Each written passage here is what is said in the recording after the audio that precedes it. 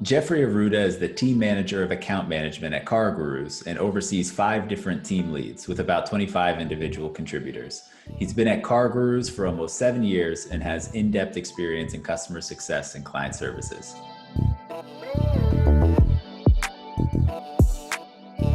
I don't know about you guys, but that was always the most nerve-wracking thing in elementary school. It's when it was your turn to read. Yeah, it's crazy. Like once you leave like elementary, middle school, you like the amount of reading aloud goes down like significantly. Oh, absolutely. And with my last name being Arruda, I was always the first one to read it aloud. So I didn't have someone ahead of me to like go off like, all right, this was the speed that the person was reading at. This is how loud they were. Nope, I had to set the tone for that.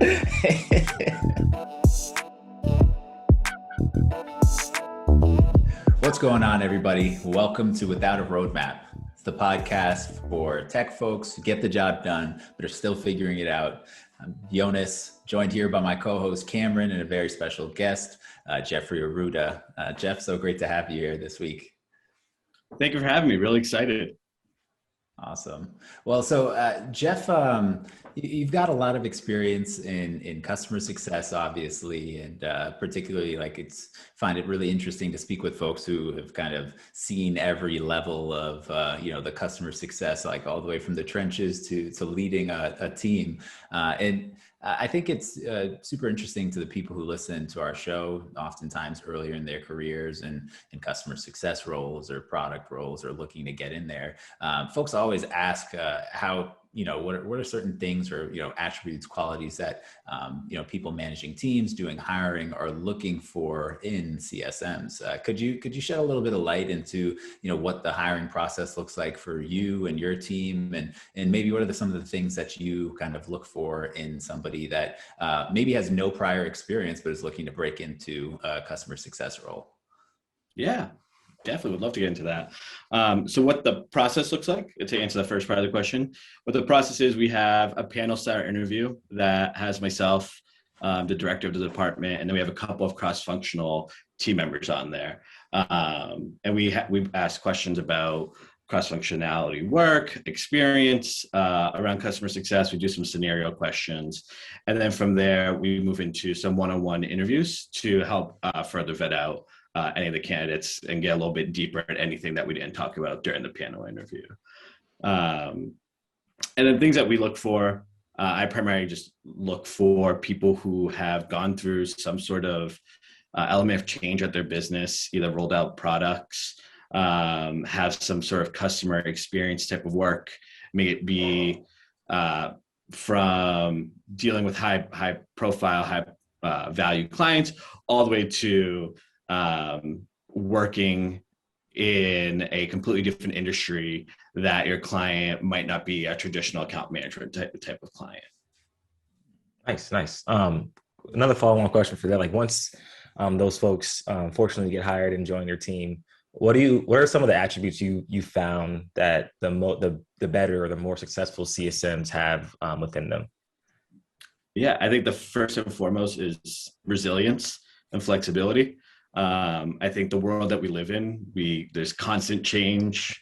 One day you'll be on a certain platform, you see a really cool widget that you like, the next day it's gone because they didn't have the type of usability that they were looking for. So I look for people who are flexible, resilient, who have grit, who aren't afraid to roll up their sleeves and get into some really tricky or sticky conversations, and people who are in a growth mindset and are genuinely curious about, all right, how can I make this product better? How can I get people more engaged with my product?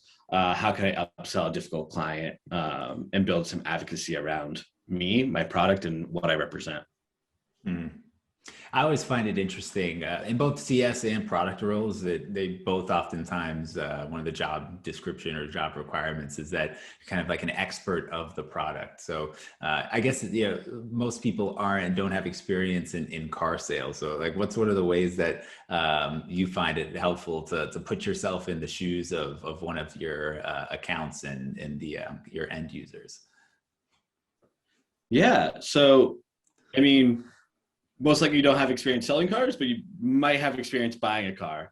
So put yourself into that experience, or maybe you know a friend who bought a car, a relative who bought a car, put yourself in that experience. What was that like? And that's what we're really trying to solve, is how do we make that process better and easier and painless for both sides, from the dealership standpoint and from the consumer standpoint. So it's kind of reflecting on that and living through your experience of how can you make your clients better. And I think it's really that's one of the things that I see there being huge overlap in between the two roles, both customer success and product. Is it's really like a deep understanding of the product and the end user. One of the things that we talked about when we were speaking before was kind of how there is a lot of the attributes of CSMs actually like overlap well with product people outside of just that. Like, I'm curious, what are your thoughts on kind of like the CSM's role and kind of like help building a better product experience within the company, and and generally just whether or not you think that it's like a very there's a fast track from CS to product, because I think that's something that there's been a lot of conversations around, like kind of people going from customer success into product, and that there's a lot of overlap. What are your thoughts there?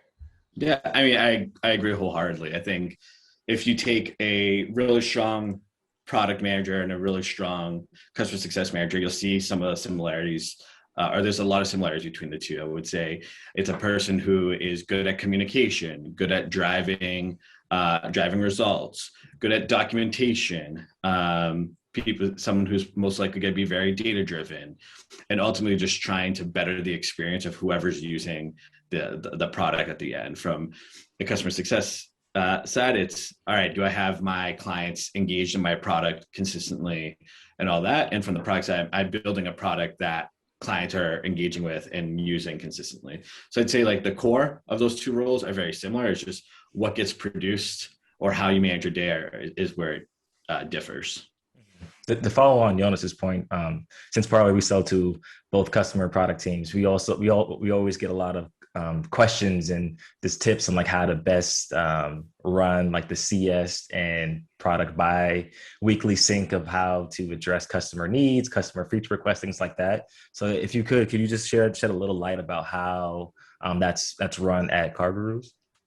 Yeah, so I have two methodologies of that feedback loop. One is we actually have a system in place where we can submit product feedback, the anecdotal, hey, a dealer or a client wants to change the color of a button, or we need to shift the button to the left side of the page, or have a floating button somewhere. And then I also operate in a MRR scale impact of that request. So, hey, how many clients or dealers are requesting for this update? What's the scale? Is this one really loud client, or is this like 30% of your book of business that's requiring that? And use those two methodologies of helping push the product development. As we all know, since Yonas and I are both product people, we don't always deliver on our promises or timelines in a very efficient way for probably the majority of the time for our customers. So how do you coach your team, or how do you, as your own CS person, deal with that kind of tension when a customer really wants this feature, really wants this bug fixed, but it's kind of out of your hands and the product team has promised that they'll work on it, but we all know that can be a black box at times? Yeah, I think it's all about being transparent and not over promising what can be delivered, right? It's building your buffer of time period. If you're getting, hey, it's in the next sprint that's going to happen in 2 weeks, see if that's confirmed. If not, add a little bit of buffer, and then also explain to your client like the transparency, like tell them what the process is, and tell them like, hey, this is a very small scale bug. It's impacting 0.01% of our traffic. We're working on things, we're prioritizing things that have a bigger impact on our traffic. We'll get to those eventually, but just wanted to tell what the scale is. And I think once you're transparent with the client of like, hey, only 0.001% clicks the button there that you're experiencing the bug in, you kind of calm those anxieties with your client. And then you can point in the direction of like, but you are getting a ton of traffic, or you're getting a ton of interactions with these other tools. Let's see how we can optimize with those. So it's kind of like flipping, like, yes, we acknowledge your bug, but also there's other things that you can get a lot of value out of while we're working on the thing that either requested or reported to us. Yeah, exactly. I like that. Switching gears a little bit, kind of looking at your experience, because you've done a lot more than just working at CarGurus, but I think there's something to say about the way in which you manage tens of thousands of accounts at a company like CarGurus versus your experience at smaller companies where you might have a dozen or so per CSM. I think everybody knows that there's going to be, in order for it to be scalable, like a CS process has to kind of change and adjust, according to the size and the, strategy of the company. Could you speak a little bit on, the differences in how you might manage accounts at such a great scale, and maybe some of the different strategies in which you might employ to kind of, ensure that each customer is receiving adequate attention, but at the same time is, a process that's scalable?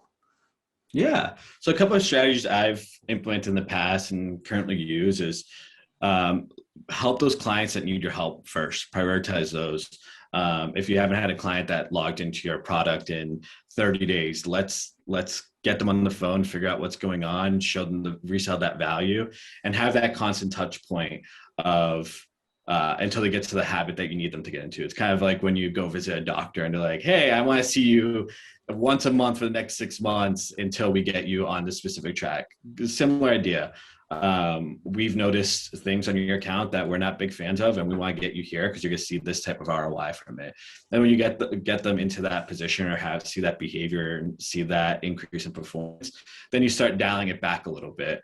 But you dial it back, supplementing with other things. So like either some sort of marketing automation or some sort of notification system in a dashboard or one pagers that you can share while you dial back, and then use those lesser touch points when the account gets to where you need it to be very meaningful touch points. You don't want to waste your time. I had a manager once told me that a QBR is a scheduled waste of time unless there's some valuable content in there. And that resonated really well with me. I'm just like, man, all of our content should be meaningful. Time is a very valuable element. If you're not using that time wisely, then you might be causing a little harm to the relationship. So to answer the question of the high touch, get them where you need to be, and then dial it back with very meaningful and impactful touch points after that. You're muted. I am muted. I was on double mute. But back to that same topic, just for the general audience, for people that are smaller companies and that have like kind of increased in a lot of scale customers and trying to make that switch from everyone being a high touch customer, because we all know that when you're early on in the stage of a company, every customer is like super important, critical. But as you scale, obviously, you start to get the different tiers of customers. So how do you like implement the high touch versus low touch, or how do you kind of choose the type of meetings you want to schedule for those folks? Also keeping in mind that everything, all time is valuable, but we also know that some customers you want to speak to more frequently just because they're so impactful to your business and also can provide a lot of great insights that you may not get through like that marketing automation stuff that you can implement at scale. Yeah. So it boils down to documentation, data, and reporting. From a data perspective, look at, hey, what are reasons that we've lost clients in the past? How do we get ahead of it and bake that into your account management touch points?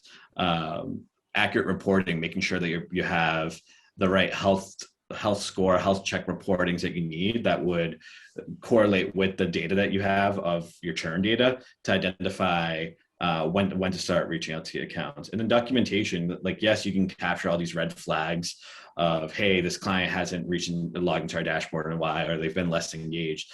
But you need the documentation to tell the anecdotal stuff. Was, hey, maybe the client is going through a renovation of their showroom, and they're not going to be engaged for 3 months, but they gave us a heads up of like, hey, I'm kind of probably going to go off the radar for a little bit.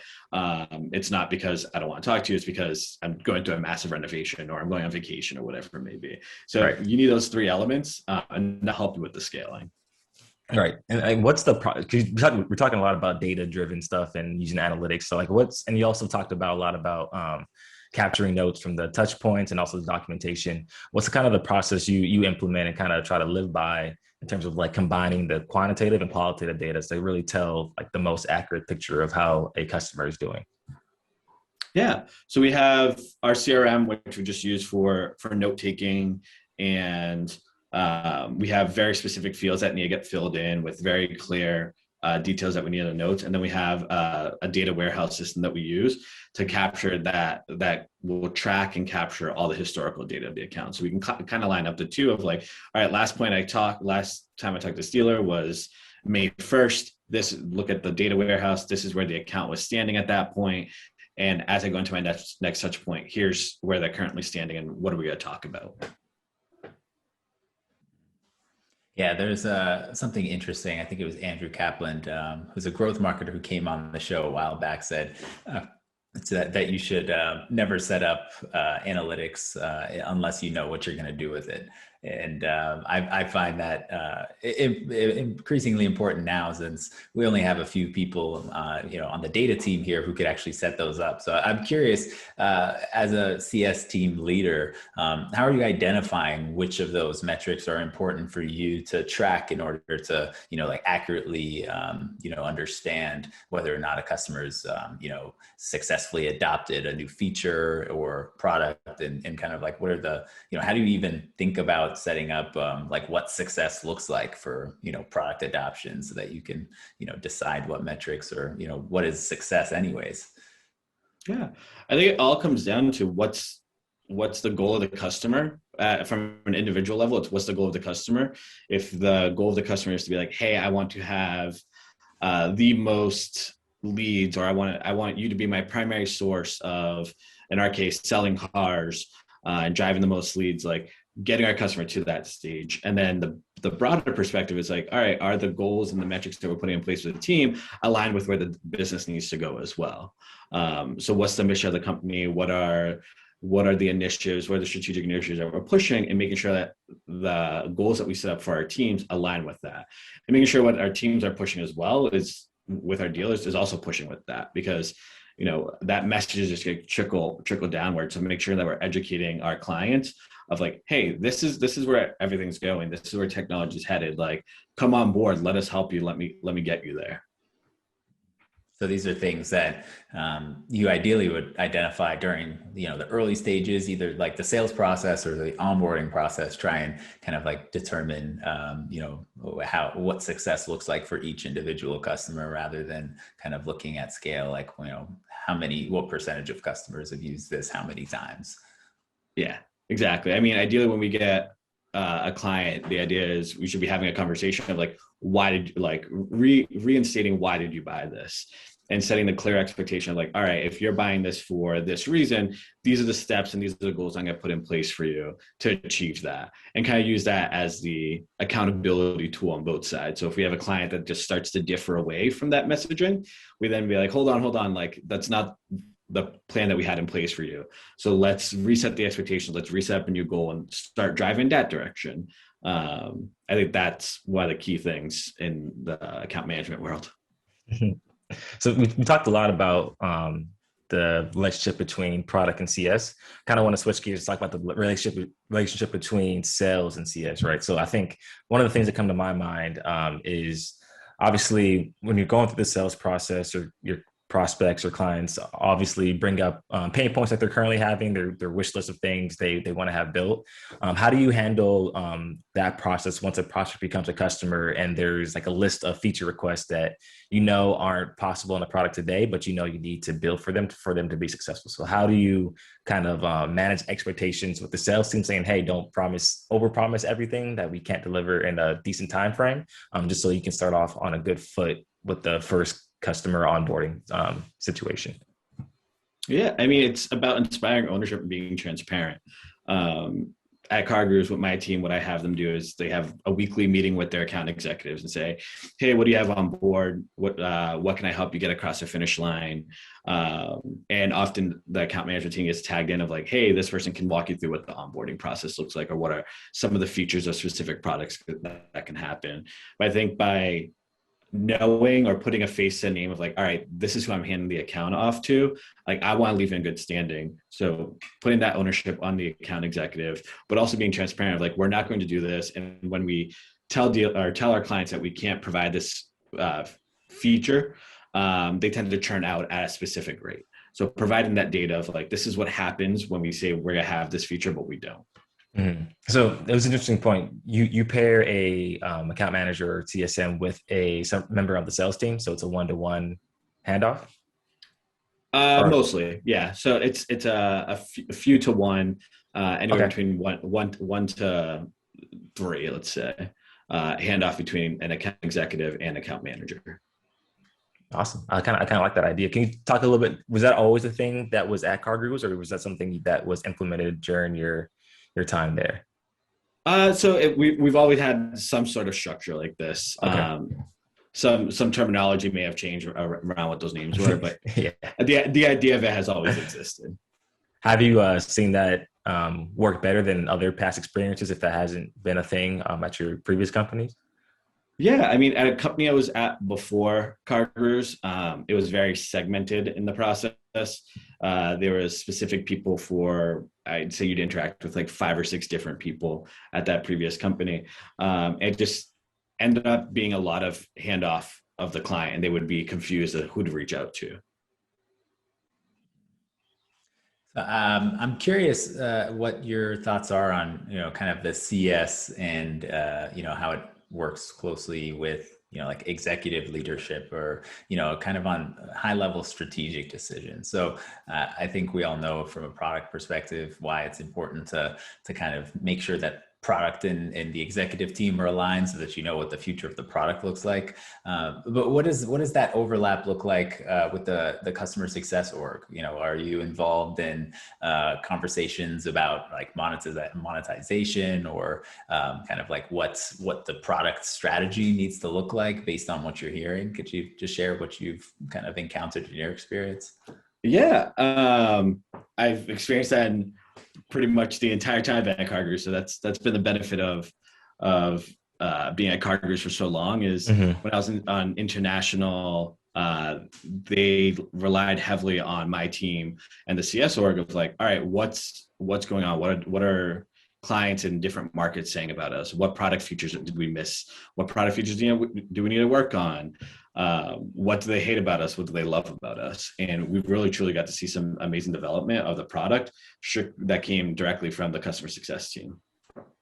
That's awesome. Yeah, I think especially like when you're launching into new markets, like you said, getting that direct feedback from customers and having a really strong relationship can obviously improve the company, because the next time you're trying to launch into a new market or launch a new product or whatever new for your customers, like having that past experience and having that direct insight into what your customers have said in the past can just help you grow and learn from previous decisions that weren't the best, and also kind of double down on the things that are going to make the company successful and the customer successful as well. Yeah, exactly. Great. Go for it. My bad. The last thing I had was because I feel like we keep saying customer success, but obviously, technically your title is that you're the team leader of account management. I didn't want to leave this episode without hearing your thoughts on what's changed. I know that now customer success is a super sexy term, and everybody wants to be customer centric, so they create a CS organization. Are they one and the same to you? Do they function differently, or how has that distinction been made at CarGurus? Yeah, in all honesty, to me, they are one and the same. I think the core mission of what those roles are pretty identical. It's you have a group of accounts or a portfolio of accounts, and you're responsible for getting them super engaged and bought in and driving the ROI of our product. And I think that boiled down to that's the core of it. You're responsible for retaining and growing a book of business while providing some really insightful feedback and being that internal advocate to your client. And that's how I see it. That's how I've designed and mentored my team of looking at it. I'm not sure what you guys think about it. I think that sums it up perfectly. Yeah. Like there's some semantics. I think what I've heard, this isn't from my experience, but from what I've heard is that, historically account managers were less involved in the kind of like driving upsells and renewals. That was something that was more held, kept by the account executive or somebody on the sales team, and the account manager was more responsible for kind of like onboarding, implementation, and ongoing kind of support. So it's a slight difference. It's, I'm probably, completely wrong. And, somebody will tell me that there's a whole book explaining the difference between the two. But for all intents and purposes, it sounds like they're sharing the same goal, and maybe it's just a couple different bullet points on a job description that isn't shared between the two. Yeah, I think no matter where you go, every company's going to kind of structure it different, have their own ways of opinions on the difference between the two. Same way product is run differently at every company, how product managers are responsible for certain things, whereas like you have associate PMs that's responsible for certain things, and you have like lead PMs. Like no matter where you go, everything is going to be different. I think to Jeff's point, the core goal of either account managers or customer success managers or product people or associate PMs are all really much the same, just depending on how specialized the leadership wants that role to be at that company. Just to wrap things up for our last question, we want you to give our listeners a good piece of advice, Jeff. So what's your best advice for product and customer success teams who are trying to work together? Oh man, no pressure. I would say understand how each team operates, how they're measured, and what drives them, and then use that to create a good workflow process between the two teams that everyone agrees upon. I like it. Simple and concise. That's who I am at a core. Yeah. Keep things simple. That's the best way to do it. I'm with you there. Well, Jeff, thank you so much for your time and sharing your knowledge and experience. It's been a pleasure having you on. Wish you all the best, and hope we can stay in touch as we continue to grow and learn more. I'll definitely reach out next time I have questions about buying a used car.